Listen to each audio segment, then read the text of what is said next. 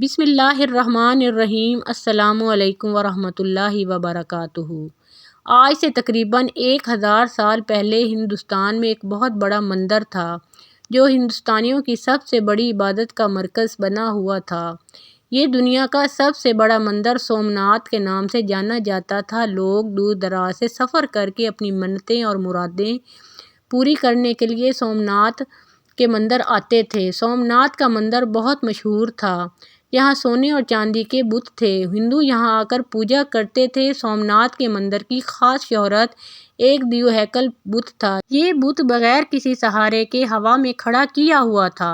لوگ اس بت کو اس طرح بغیر کسی سہارے کے ہوا میں معلق دیکھ کر حیران ہو جاتے تھے۔ بت کی خوبصورتی اور اس کا بغیر کسی سہارے کے کھڑا ہونا دیکھ کر نامی گرامی لوگ بھی ہندو عقیدہ اختیار کرنے پر مجبور ہو گئے تھے۔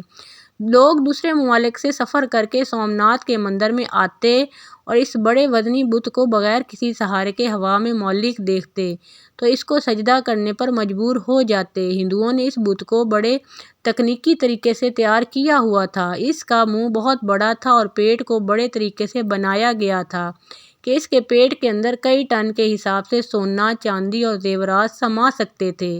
خاص بات یہ تھی کہ اس خاص بت کی کمر پر ایک دروازہ بنایا گیا تھا۔ ہندو پنڈتوں نے اس بت کو بہت بڑا کمائی کا ذریعہ بنایا ہوا تھا۔ لوگ یہاں آتے تو پنڈت ان کو کہتے کہ اگر تم اس بت کو سونا، چاندی اور پیسہ ہدیہ کرو گے تو تمہاری ساری مشکلات ختم ہو جائیں گی۔ لوگ اس بت پر بڑا یقین رکھتے تھے۔ وہ اپنا سونا، چاندی اور بے شمار دولت اس کے منہ کے ذریعے پیٹ میں داخل کرتے اور پکا یقین رکھتے تھے کہ بت ہماری مشکلات ضرور حل کر دے گا۔ چند دن گزرنے کے بعد وہاں کے پنڈت سونے، چاندی اور زیورات کو پشت پر لگے دروازے کے ذریعے باہر نکال لیتے تھے۔ جو لوگ مرادیں لے کر آتے وہ سونا، چاندی اور دولت اس کے پیٹ میں یہ سوچ کر ڈالتے تھے کہ ہمارا ہدیہ بھگوان کے پاس چلا گیا ہے، اس کے بدلے میں بھگوان ہمارے مسائل اور مشکلات کو حل کر دیتا ہے۔ ہندوستان پر 17 حملے کرنے والے مسلمانوں کے مشہور فاتح سلطان محمود غزنوی کو جب ہندوؤں کے اس عقیدے کے بارے میں پتہ چلا کہ سومناتھ کے مندر میں ایک بت ہوا میں معلق ہے جسے دکھا کر وہ لوگوں کو اپنے عقیدے میں داخل کرتے جا رہے ہیں، تو سلطان نے یہ فیصلہ کیا کہ وہ اس مندر کو فتح کر کے ضرور اس بت کو دیکھے گا کہ یہ بت کیسے ہوا میں بغیر کسی سہارے کے کھڑا ہے۔ سومناتھ مندر، جسے سومناتھ مندر یا دیو بٹن بھی کہا جاتا تھا، کو کئی مسلم حملہ آوروں اور حکمرانوں کی طرف سے بار بار تباہ ہونے کے بعد اس مندر کو ماضی میں کئی بار دوبارہ تعمیر کیا جا چکا تھا۔ جب سلطان محمود غزنوی علاقوں کو فتح کرتا ہوا اس مندر تک پہنچا تو اس نے سارے بتوں کو توڑنا شروع کر دیا۔ سلطان محمود غزنوی اور اس کے ساتھیوں نے تلواروں، کلہاڑوں اور نیزوں سے سومناتھ کے مندر کے نصف بتوں کو توڑا تو انہوں نے فیصلہ کیا کہ باقی بتوں کو صبح ختم کر دیں گے۔ اگلے دن سارے ہندو اکٹھے ہو کر سلطان کے پاس بڑے ادب سے پیش ہوئے۔ انہوں نے درخواست کرتے ہوئے سلطان سے کہا کہ حضور، اس علاقے پر آپ کا ہی قبضہ رہے گا، مہربانی کر کے ہمارے اس بڑے بت کو ریزہ ریزہ نہ کریں۔ اس کے بدلے میں آپ جو کچھ ہم سے مانگیں گے ہم آپ کو دینے کے لیے تیار ہیں۔ جب ہندو پنڈتوں نے اپنی بات ختم کی تو سلطان کا ایک وزیر آپ کے پاس آ کر بولا، حضور ذرا سوچئے، یہ کام بہت بہترین ہے۔ ہم ہندوؤں کے سارے بت توڑ دیتے ہیں۔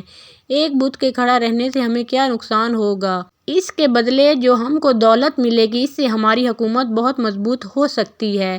سلطان محمود غزنوی نے اپنے وزیر سے ایک تاریخی جملہ کہا کہ میں تاریخ میں بت فروش نہیں بلکہ بت شکن کے طور پر زندہ رہنا چاہتا ہوں۔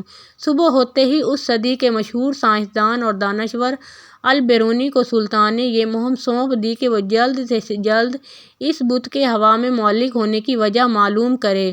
البیرونی اپنے ساتھیوں کو لے کر مندر پہنچ گیا۔ ساتھ ہی سلطان اور ان کے کچھ وزیر بھی مندر میں پہنچ چکے تھے۔ سلطان ایک دفعہ پھر اس دیو ہیکل بت کو دیکھ کر بہت حیران ہوا کہ یہ کس کے سہارے ہوا میں کھڑا کیا گیا ہے، اس کو تو کسی چیز کا سہارا بھی نہیں ہے۔ خیر، سلطان البیرونی کی طرف دیکھنے لگے کہ کیسے وہ اس بت کے بارے میں معلوم کرے گا کہ یہ کیوں ہوا میں معلق ہے۔ یہ بہت ہی حیران کن بات تھی کہ کسی کی سمجھ میں بھی نہیں آ رہا تھا کہ یہ کیا ماجرا ہے۔ سلطان محمود غزنوی اور اس کے وزیر وہاں بیٹھ کر اس بات پر حیران تھے کہ اس کا پتہ کیسے چلے گا۔ البرونی بھی پکا اور سچا مسلمان سائنسدان تھا۔ اس نے بت کے پاس جا کر چاروں طرف سے اندازہ لگایا اور بت کو ہاتھ لگا کر دیکھا۔ وہ واقعہ کسی کی سمجھ میں آنے والی بات نہ تھی۔ البرونی نے بڑے غور و فکر کے ساتھ اس کا اندازہ لگایا اور اس کی سمجھ میں آ گیا کہ ہندو پنڈت کس طرح لوگوں کو بیوقوف بنا کر مال لوٹ رہے ہیں۔ البرونی بڑے ادب کے ساتھ مسکراتا ہوا سلطان کے پاس آیا اور کہا کہ جناب محترم، اس بت کی دائیں طرف والی دیوار کی اوپر والی اینٹیں نکال دی جائیں تو سب اس راز کو سمجھ جائیں گے۔ سلطان محمود غزنوی بھی کافی دیر سے اس کی تحقیق کر رہا تھا۔ اس نے اسی وقت وزیر کو حکم دیا کہ البرونی کی بات پر عمل کیا جائے۔ جیسے ہی دائیں جانے والی اینٹوں کو اکھاڑا گیا تو بت بائیں طرف تھوڑا سا جھک گیا۔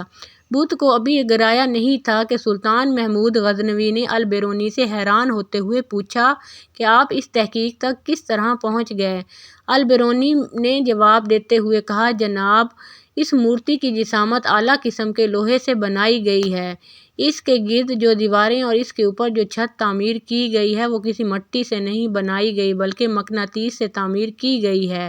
یہ بت مقناطیسی کشش کے ذریعے ہی ہوا میں کھڑا دکھائی دیتا ہے۔ ان دیواروں اور چھتوں میں جو مقناطیس نصب کیا گیا ہے وہ بھی انتہائی اچھی قسم کا استعمال کیا گیا ہے۔ یہی وجہ ہے کہ یہ مقناطیسی کشش اس لوہے کے بت کو چاروں طرف سے اپنی طرف کھینچتی ہے اور چاروں طرف سے ایک جیسی کشش کی وجہ سے یہ بت ہوا میں معلق ہے۔ البرونی نے تحقیق کرتے ہوئے بتایا کہ اس مندر میں ہوا بھی اسی طرح داخل کی گئی ہے جو اس بت کو نیچے گرنے سے محفوظ رکھتی ہے۔ اس طرح البرونی نے ہندوؤں کی اس تکنیک کا پردہ فاش کر دیا۔ البرونی کے ذریعے اس تکنیک کا پتہ چل گیا کہ ہندو کس طرح لوگوں کو گمراہ کر رہے تھے۔